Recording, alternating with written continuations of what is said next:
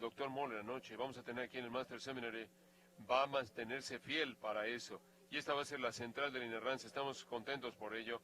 Estamos contentos porque se nos pidió hacer eso, servir a la iglesia a través de todo tipo de publicaciones, folletos, libros, sea por internet, biblioteca, dedicado aquí a un centro de erudición de inerrancia para mantenerlo vivo. Estamos extremadamente agradecidos porque se nos pidió hacer eso, remontándonos a Jim Boyce. Hubiera sido maravilloso tenerlo aquí con nosotros, pero el Señor se lo quiso llevar al cielo 75 días después de que descubrió que tenía cáncer. Está en la gloria. Eso es simplemente algo maravilloso. Estamos tan agradecidos.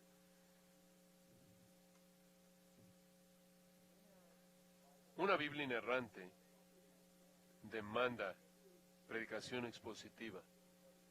Si toda palabra es verdad, toda palabra debe ser predicada. De otra manera estás editando a Dios. No puedes estudiar de manera ligera y superficial el texto, sino que tienes que sumergirte a detalle. Y quiero escoger un tema del cual hablar en esta noche. ¿Qué tan importante es la verdad después de la... ¿Qué tan importante es la verdad de la vida después de la muerte? ¿Qué tan importante? En términos generales, esa sería la pregunta más contundente que toda religión haría. La filosofía ni siquiera hace esa pregunta. La filosofía no necesita responder esa pregunta. La sociología no necesita responder ni hacer la pregunta de eso. Pero la religión realmente enfrenta esa pregunta. ¿Va a haber resurrección en la muerte? ¿Va a haber resurrección después de la muerte? Si no pueden responder a la muerte, si no pueden responder a esa pregunta, ¿qué hay acerca de la vida después de la muerte? ¿No es esa la pregunta primordial que la religión tiene que enfrentar? ¿No es ese el punto que realmente es el más importante? Si no hay vida después de la muerte, entonces, ¿cuál es el punto de la religión? Realmente, ¿cuál es el punto de cualquier cosa? ¿Cuál es el punto de la moralidad? ¿O cuál es el punto de la ética? ¿Cuál es el punto de cualquier cosa? En la médula del cristianismo está la resurrección. El corazón del cristianismo es vida eterna en la gloria, vida de resurrección. La resurrección corporal, la persona entera viviendo para siempre en el cielo, eso se encuentra al final de nuestra predicación del Evangelio.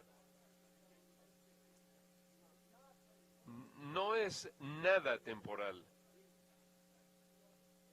De hecho, el Evangelio nos llama de manera eficaz a hacer todo un lado aquello que es temporal.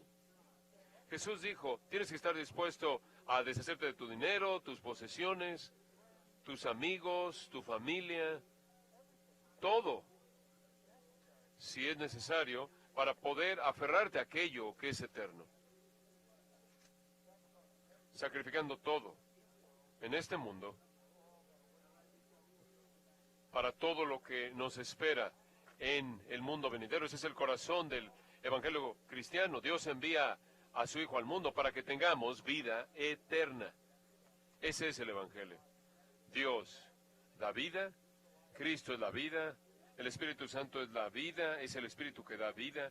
El mensaje es vida, vida eterna, vida eterna. La Biblia entera termina en el cielo. Comienza en el Edén y termina en el cielo. En los cielos nuevos y la tierra nueva eternos predicamos vida para siempre con Dios.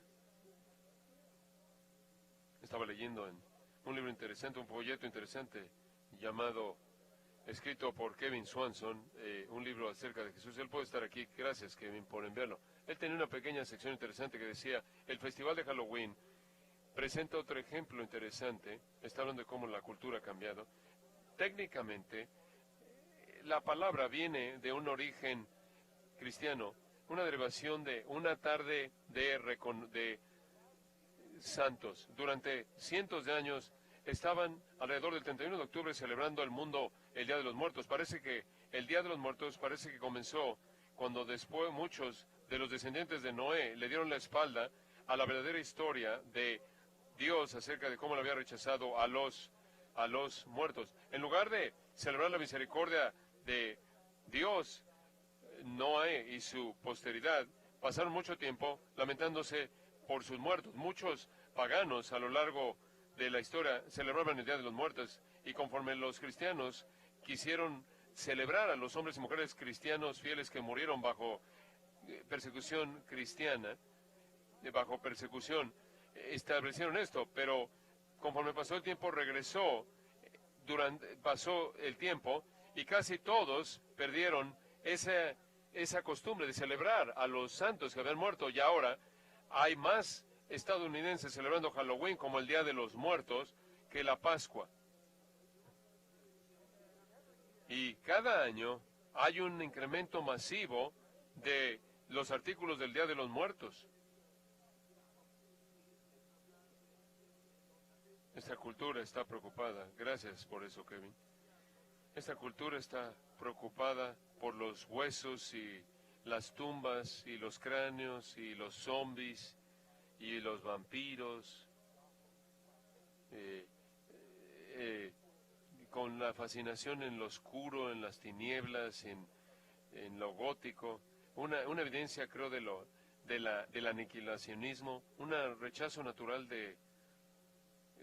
un rechazo de lo que es lo que Dios dice. No obstante, los judíos en el día de nuestro Señor y antes creían en la resurrección. Eso es lo que tenía sentido, lo que daba sentido a su fe. Segundo de Macabeos, alrededor del 1 antes de Cristo, nos cuenta de un anciano llamado Rasis. En lugar de caer en las manos de los griegos odiados, él tomó una espada y se sacó las entrañas. Después, de pie en una roca, en segundo de Macabeos 14, sacó sus entrañas y las aventó a la multitud, y murió. Bueno, me imagino que habría muerto, ¿verdad? Y esto es lo que segundo de Macabeos 14:46 dice: llamando a él, quien es el Señor de la vida y el Espíritu, a restaurarle esos órganos a él de nuevo en la siguiente vida. Esa es una percepción cruda de la resurrección, no obstante lo es. Otro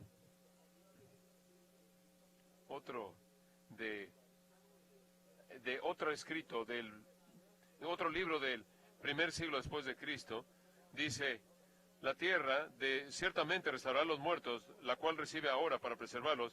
No cambiarán en su forma, esas son malas noticias, no hará cambio alguno en su forma, pero así como los ha recibido, así los preservará. Y así como los entregó a la misma, así también los resucitará de la misma. Porque entonces será necesario mostrar a los vivos que los muertos han llegado a la vida de nuevo, y aquellos que han partido han regresado. Serán transformados entonces en el esplendor de ángeles, y serán como los ángeles, y serán iguales a las estrellas, y serán cambiados en toda forma que ellos deseen, de la belleza a la hermosura, de la luz al esplendor de la gloria. Entonces comienzas como estabas cuando te fuiste, y después algo te pasa para cambiarte a todo eso. Ese es el Apocalipsis de Baruch, capítulo 50. Hay documentos como el Apocalipsis de Esdras y Enoch que cubren el mismo tipo de tema de resurrección. La resurrección del cuerpo es un tema común en el Talmud. La enseñanza escatológica primordial del judaísmo, de la vida después de la muerte, la vida en el mundo después de la muerte. Además de eso, tenemos en el Antiguo Testamento cosas como Salmo 16. No dejarás que tu santo vea corrupción, dijo David. Y Job, quien dice: los gusanos destruyen su cuerpo, pero en mi carne veré a Dios. Todo eso es el trasfondo. Siempre ha habido en la religión la necesidad de una vida después de la muerte para dar alguna razón para la religión, porque la religión tiene que ver con Dios y en cosas definitivas, permanentes. Y lo que es tan extraño y contrario a esto,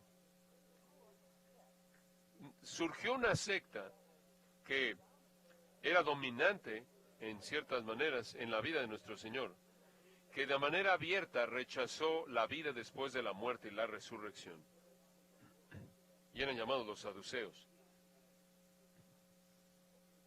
Abran sus Biblias en Mateo 22.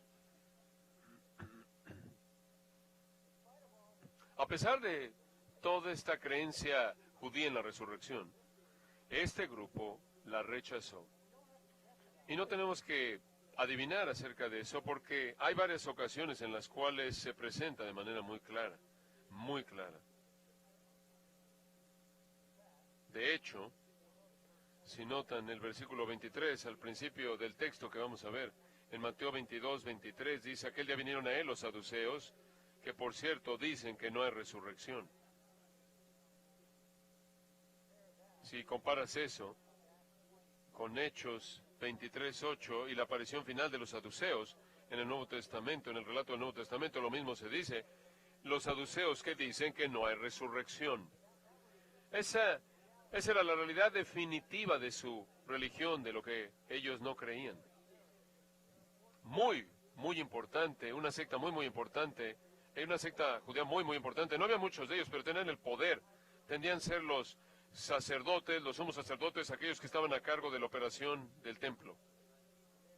Eran una clase dominante en el judaísmo, y ellos dominaban la vida del judaísmo mediante el poder que ellos ejercían en las operaciones del templo, mediante el dinero que recaudaban de esa operación corrupta. Eran los aristócratas que estaban sentados ahí en el concilio, en el Sanedrín, los sumos sacerdotes, la mayoría del Sanedrín eran saduceos. Los fariseos eran otro grupo, y ellos eran más populares con el pueblo, pero en cierta manera eran los teólogos populares. Pero los saduceos tenían el poder estructural. Y los fariseos y los saduceos estaban en un conflicto serio, teológicamente y doctrinalmente. De hecho, los saduceos no creían tampoco en los ángeles, no creían en los espíritus. Eso está en Hechos 23:8, inclusive, no creían en la resurrección. Políticamente, hacían todo esfuerzo para quedar bien con Roma. Digo, si esto es lo único que tienes, tienes que sacar el mayor provecho de lo que tienes. Si todo se acaba y te conviertes en protoplasma y te conviertes en estiércol y ahí se acaba todo cuando mueres, tienes que aprovechar al máximo la vida, y hacían todo lo que podían para mantener relaciones amistosas con poder, con Roma. Buscaban políticas en las que quedaban bien con Roma, y de esta manera hacían enojar a los judíos. Supondría que al principio del ministerio de nuestro Señor y al final del ministerio de nuestro Señor, cuando entró, no digo que limpió el templo porque estaba tan mal el día después como lo estuvo el día que antes de que llegara. No fue realmente una limpieza, sino que fue un ataque al principio y al final de su ministerio. Estoy seguro que habían muchos judíos que estaban molestos por la corrupción del lugar, que estaban aplaudiendo ahí en el trasfondo, porque los saduceos no eran favorecidos por la población. Y por cierto, ellos desaparecieron de la historia en el 70 después de Cristo, porque todo su poder, influencia y riqueza estaba conectada con el poder político que ellos mantuvieron previo a eso a través de la tolerancia de Roma. Y cuando Roma ya no estaban con ellos y aplastaron todo eso, dejaron de existir. Ahora, ¿qué hay acerca de su teología? En términos religiosos eran muy estrechos. Todos pensamos en lo estrecho, en legalismo, particularmente perteneciéndoles a los fariseos. Eso no es verdad. Todos eran legalistas en cierta forma. Los saduceos eran muy estrictos y muy, muy estrechos, muy estrictos al aplicar la justicia interna de la tierra. De hecho, eran crueles. Josefo nos cuenta que de todos los judíos eran los más salvajes al enfrentar a la gente. Los fariseos, dice Josefo, eran flexibles, eran tradicionalistas, eran fundamentalistas, se rehusaban a aceptar la ley oral, se aceptaban a aceptar la ley escribal, la cual era todo para los fariseos, y se jactaban a sí mismos de ser los puristas absolutos, los guardianes de la verdadera fe pura. Ellos interpretaban los 5 libros de Moisés, la Torá, de manera más literal que cualquier otra persona. Eran exhaustivos en asuntos que tenían que ver con pureza levítica. Y es en este tipo de situación que aprendemos que ellos no creían en la resurrección. Ellos negaban toda vida futura de dolor o toda vida futura de bendición. De hecho, Josefo nos dice que ellos creían que el alma y cuerpo perecen juntos en la muerte. Por lo tanto, en la siguiente vida no hay castigo ni recompensas, porque no hay vida después de la muerte. No tenían salvación, no la necesitaban, no tenían esperanza mesiánica. Pero ¿cómo una doctrina así pudiera surgir de una interpretación literal a partir de una interpretación literal estricta del Antiguo Testamento? Respuesta: creían que Dios solo inspiró la Torá, los 5 libros de Moisés. Todo estaba subordinado a eso. Ellos pensaban que el resto del Antiguo Testamento era un comentario arbitrario acerca de Moisés. Ellos eran protectores de los escritos mosaicos, los cuales ellos consideraban que era la fe pura. Y ellos decían que no podían encontrar la doctrina de la resurrección en el Pentateuco. Y entonces la rechazaron. Y debido a que el resto del Antiguo Testamento era negociable, era un comentario negociable, acerca de los escritos de Moisés, entonces no creían en ello. Los fariseos habían discutido con ellos mucho e inventaron algunos argumentos interesantes de acuerdo con algunos historiadores. Algunos de los argumentos populares que citaban los fariseos citaban Números 18:28 para convencer a los saduceos de la resurrección. Ellos decían: este pueblo se levantará. Citaban Deuteronomio 31:16. Eso es interesante porque el resto del versículo dice: y se irán tras otros dioses. Eso no va a pasar en el cielo. No muy convincente. Los fariseos no podían encontrar un versículo bíblico en el Pentateuco, y esto seguía día tras día, mes tras mes, año tras año, esta lucha, esta discusión acerca de la resurrección. Eso es lo mejor que se te puede ocurrir. Eso se oye muy parecido a muchos predicadores que toman la mitad de un versículo, ustedes saben. Ahora, los fariseos, por otro lado, eran muy definidos acerca de la resurrección. Ellos discutieron, escuchen esto, si los hombres resucitarían con su ropa puesta o sin ropa. Si estaban vestidos, estarían en la ropa que usaron aquí. Ellos pensaron que la gente llegaba al cielo, leímos un poco de eso, con los mismos defectos físicos que tuvieron antes de la muerte, por lo menos durante un periodo de tiempo. Y dijeron esto: los judíos resucitarán en Israel. De hecho, si mueres en algún otro lugar y tú eres judío en Europa, cuando eres sepultado, hay grandes túneles para que el cuerpo, de tal manera que los cuerpos de los judíos ruedan mediante estos túneles hasta que finalmente llega a Palestina y descansa ahí. Entonces los saduceos y los fariseos eran dos extremos, lo debatían frecuentemente. Y entonces lo retomamos el miércoles de la semana de la Pasión en el versículo 23. Aquel día vinieron a él los saduceos que dicen que no hay resurrección y le preguntaron: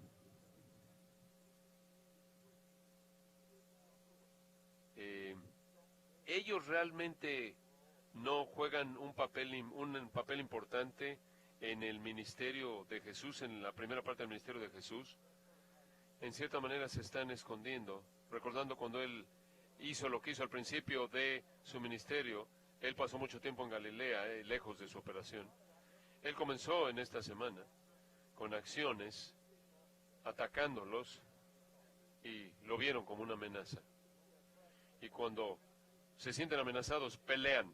Su posición y su poder está ligada al templo. Y esa es la razón por la que Caifás se pone de pie, el líder de los saduceos, y dice, mira, más vale que hagamos esto, algo acerca de este hombre, o va a echar a perder nuestra relación con Roma.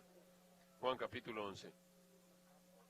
Marcos 14 también habla de cómo estaban buscando matar a Jesús. Los vuelves a encontrar en el cuarto capítulo de Hechos, en el capítulo 5 de Hechos, queriendo matar a los apóstoles. Porque todo esto, Jesús y sus apóstoles amenazaban su poder. Y lo que lo hacía peor era que los apóstoles estaban predicando a Jesús y llenen el espacio en blanco. ¿La qué? Resurrección. Josefo dice que ellos mataron a Jacobo, el hermano de nuestro Señor. Entonces van a traer su discusión a Jesús. Y ahora escucha, los fariseos nunca habían podido ganar su argumento, nunca habían podido encontrar algo en el Pentateuco que pudiera demostrar la resurrección. La meta de estos hombres es hacer tropezar a Jesús, debido a que él había dicho ser el Mesías, enviado por Dios, debido a que él era evidente que él había hablado de la resurrección desde el principio de su ministerio. Y por cierto, no estoy exactamente seguro de cómo ellos interpretaron el asunto de Lázaro, porque había sucedido por lo menos unas semanas antes de esto. Pero van a hacer su mejor esfuerzo por atrapar a Jesús en algún tipo de situación absurda, teológica, para burlarse de él. Entonces se acercan a él y presentan una idea absurda acerca de la resurrección, versículo 24, diciendo, maestro,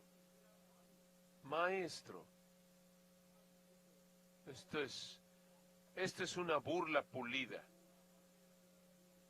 Maestro, desean más que cualquier otra cosa demostrar que él es un maestro totalmente incompetente y lo adulan, lo lisonjean. Maestro, Moisés dijo, si alguno muriere sin hijos, su hermano se casará con su mujer y levantará descendencia a su hermano.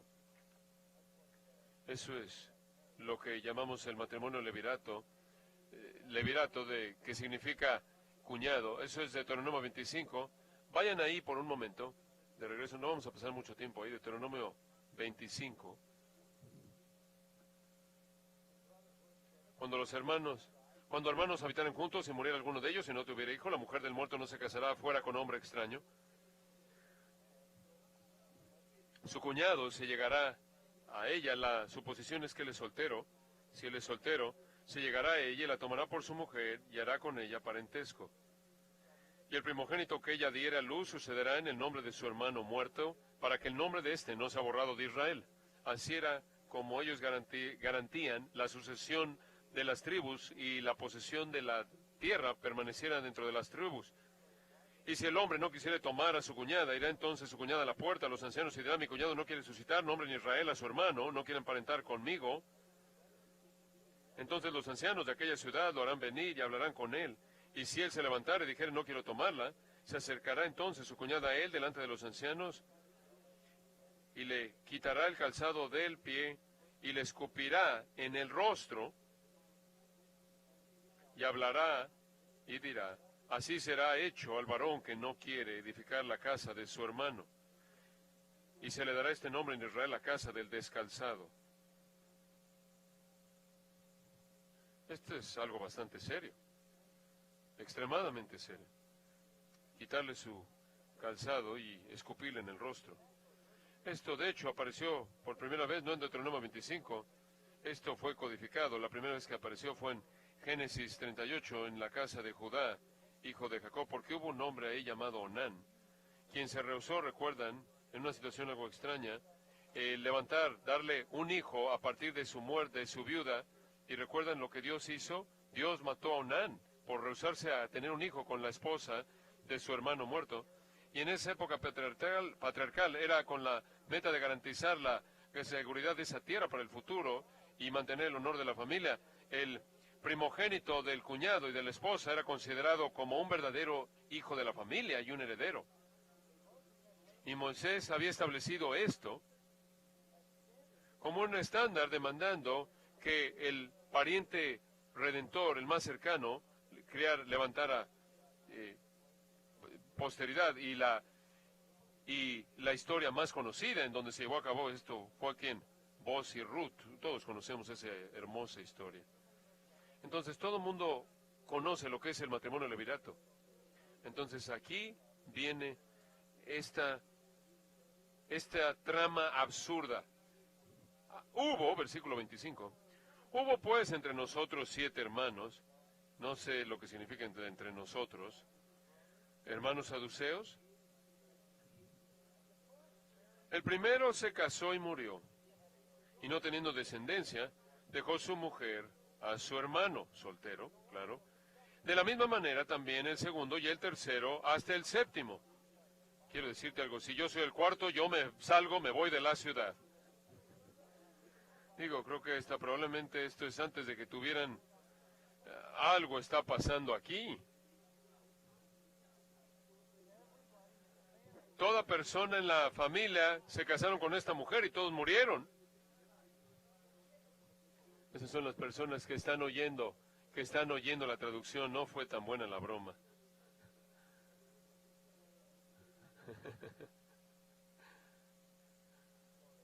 Entonces dijeron, y después de todos murió también la mujer.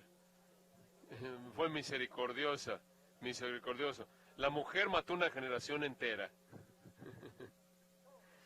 En la resurrección dicen ellos, pues, ¿de cuál de los 7 será ella mujer, ya que todos la tuvieron?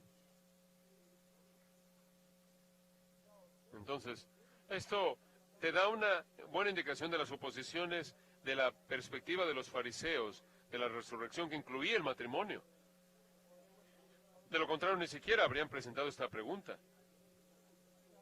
Es simplemente una noción absurda, es una ridiculez acerca de la resurrección. Quiero que vean la respuesta. Entonces, respondiendo Jesús les dijo, erráis, ignorando las Escrituras y el poder de Dios. Eso es directo. Erran, son ignorantes de las Escrituras, son ignorantes del poder de Dios. Muestran su ignorancia. Uno podría decir que la burbuja presentada por los saduceos es rota. Ellos son la élite, los miembros de la Corte Suprema, son desacreditados aquí. Ustedes erran, están equivocados. Esta es la palabra griega planao, de la cual obtenemos la palabra planeta. Literalmente el verbo significa causar, desviar, estar desviado por todos lados. Recordarán en Judas 13, los falsos maestros son estrellas errantes. Está en la voz media, lo cual significa que es reflexiva. Ustedes hacen que ustedes mismos estén desviados por todos lados. Ustedes están desviando a sí mismos. Muy parecido a la palabra de nuestro Señor en los fariseos, a los fariseos diciéndoles son ciegos, guías de ciegos. Mental, teológicamente, en términos de realidad, ustedes están alejados de la realidad. Ustedes son estrellas errantes.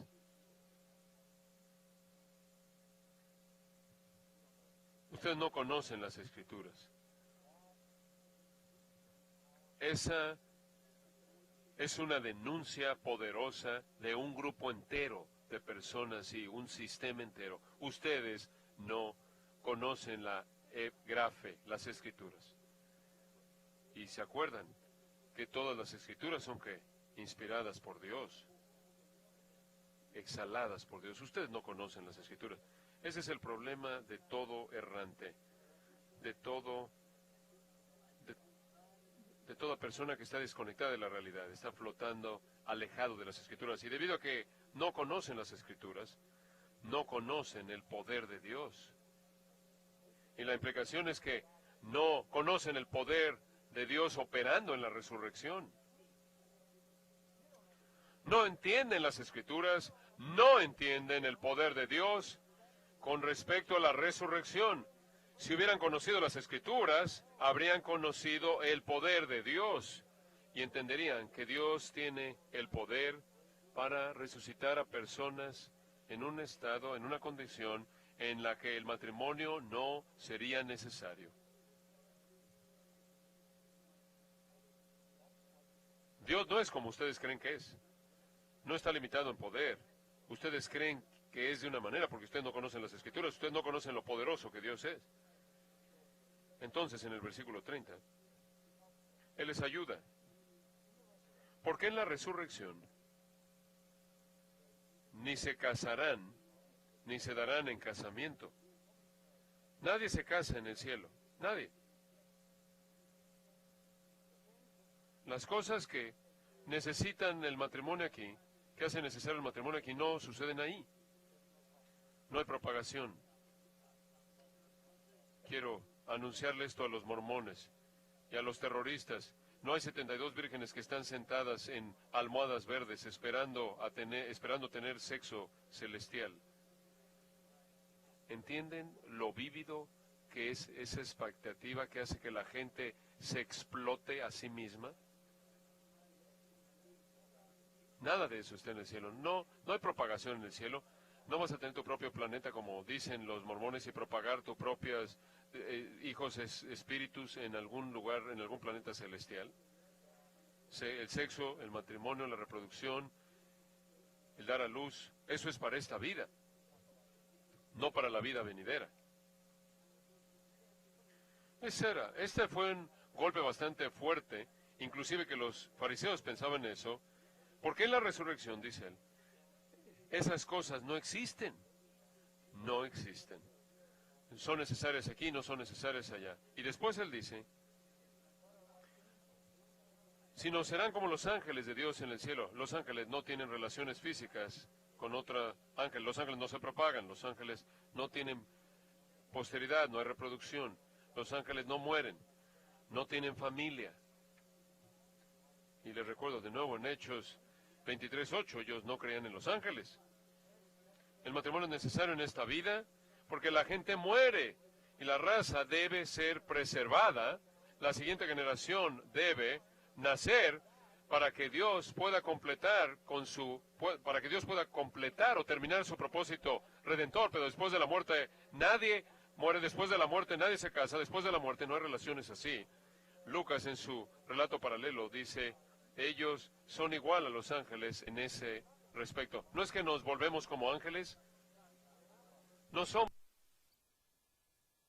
menor que los ángeles. Cuando lleguemos cuando lleguemos al cielo estaremos por encima de los ángeles porque seremos como Cristo, en semejanza de la gloria suya.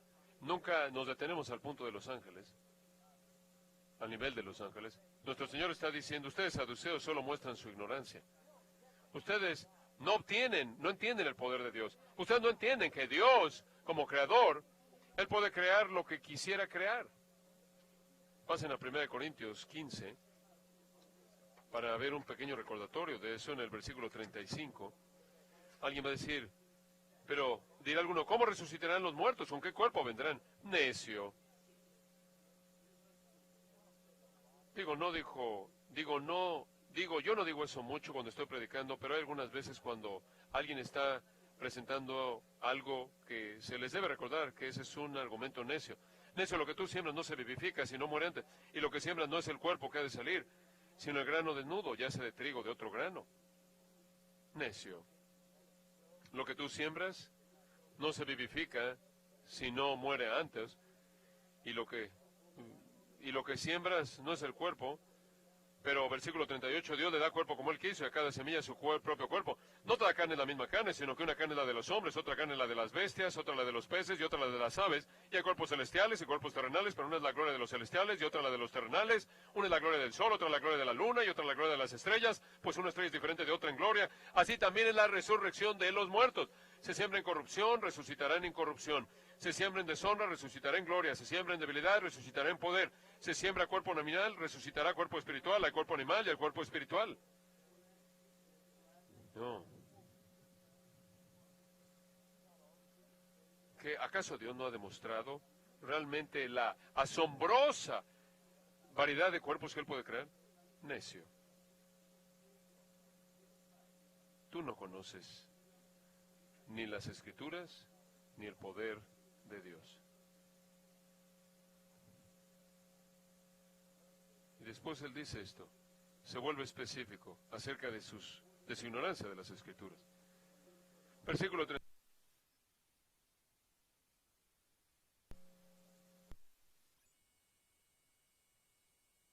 Expertos exhaustivos, aferrándose a la fe pura, y les dice, ¿no habéis leído? ¿Ni siquiera han leído?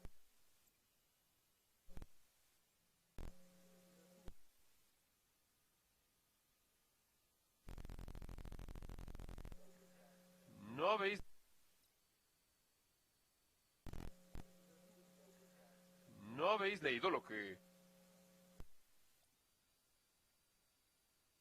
expertos exhaustivos, aferrándose a la fe pura, y les dice, ¿no habéis leído? ¿Ni siquiera han leído? ¿No habéis leído lo que fue dicho por Dios? Tengo que creer que hay algo de sarcasmo ahí.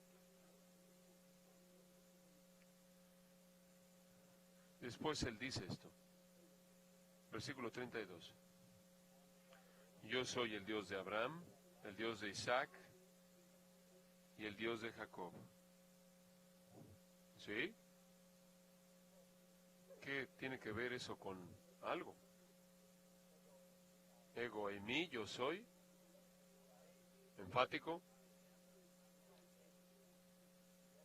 Que la esencia de Dios, el tetragramatón. ¿Qué es esto? Esto es Éxodo 3:6. No tienes que pasar ahí, esto es Éxodo 3:6. ¿Por qué esto es importante? Porque en Éxodo 3:6, cuando él dijo eso, Abraham estaba muerto. Isaac estaba muerto. Y Jacob estaba muerto.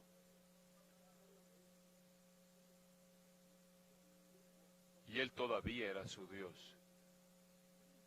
Él no dijo, yo fui el Dios de Abraham, Isaac y Jacob. Dios habla de su relación de pacto con los patriarcas y hace una identificación con estos hombres en el tiempo presente, aunque ya todos están muertos. En Génesis 26-24, Dios se llama a sí mismo el Dios de Abraham, cuando Abraham ya había muerto. En Éxodo 3 y 4 se llama a sí mismo el Dios de Abraham, Isaac y Jacob, después de que los tres han muerto. Los tres han muerto en este mundo, pero Dios todavía es su Dios y todavía lo adoran a Él. Cuando Él dice, yo soy el Dios de Abraham, el Dios de Isaac y el Dios de Jacob, Él quiere decir, yo tengo una relación con ellos. Ellos tienen una relación conmigo. Y Él los señala de manera individual a cada uno de ellos. Yo soy el Dios de Abraham, el Dios de Isaac y el Dios de Jacob. La realidad personal en cada caso están extintos históricamente, pero son individuos vivos que todavía tienen una relación con Dios. El Dios a quien Abraham adoró, Abraham todavía lo adora. El Dios que le concedió a Abraham justicia por la fe, todavía es aquel que cuida de Abraham.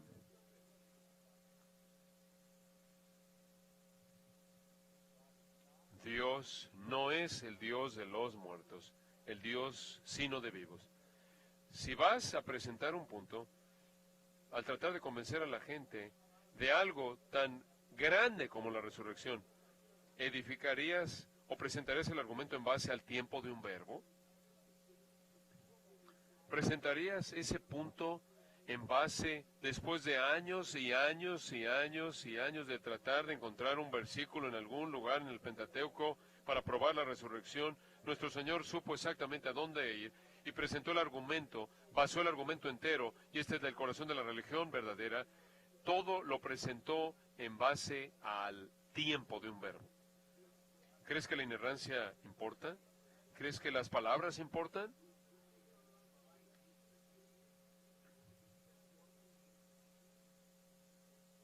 Versículo 33. Oyendo esto la gente, ¿qué? Se admiraba.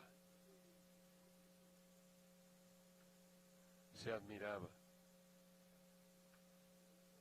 Lucas dijo, algunos de los rabinos dijeron, ganaste, has hablado bien. Este nuevo rabino de Galilea conoce el texto en el Pentateuco que prueba la resurrección, vida después de la muerte. Sorprendente, admirable, maravilloso. Este es nuestro Rey. Y este es Jesús, el gran expositor. Padre, te damos gracias por tu palabra.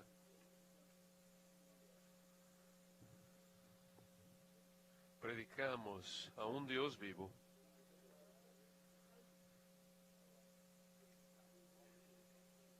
Y damos la gloria a Él. Te damos gracias por la resurrección, te damos gracias porque ese es nuestro mensaje. No tiene que ver con un mejor matrimonio, una mejor vida, tiene que ver con el cielo, tiene que ver con la eternidad, la gloria eterna, paz eterna, gozo eterna, adoración eterna, servicio eterno, comunión eterna. Tiene que ver con la vida eterna. Y por ahora es el espíritu de los hombres justos hechos perfectos. En el día cuando tú regreses habrá una resurrección. Y todos los santos de todas las épocas recibirán cuerpos glorificados.